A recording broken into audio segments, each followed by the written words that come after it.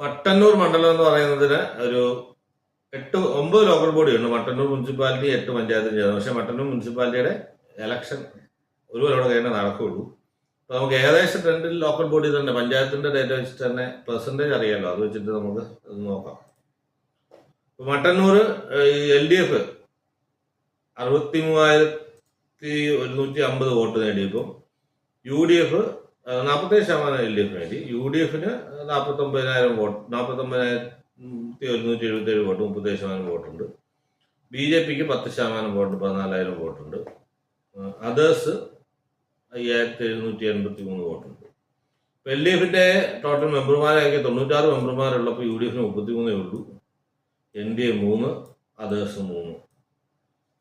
ഇപ്പം മട്ടന്നൂരിന്റെ ചരിത്രം, രാഷ്ട്രീയ ചരിത്രം നോക്കിക്കഴിഞ്ഞാൽ 2011 കമ്മ്യൂണിസ്റ്റ് പാർട്ടി ജയിച്ചാണ് EP ജയരാജൻ.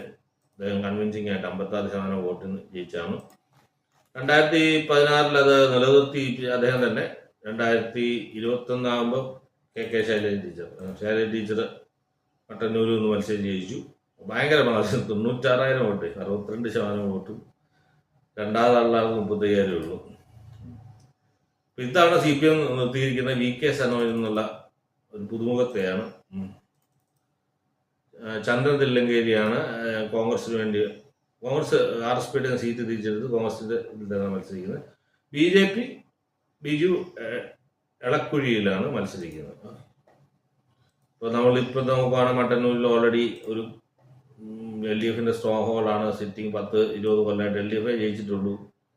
ഇപ്പൊ തന്നെ ലോക്കൽ ബോഡിയിൽ ഇത്രയധികം LDF 48% വോട്ട് LDF എടുത്തു. 96 മെമ്പർമാരുണ്ട്. ഉറപ്പായിട്ടും മട്ടന്നൂര് LDF നിലനിർത്തും.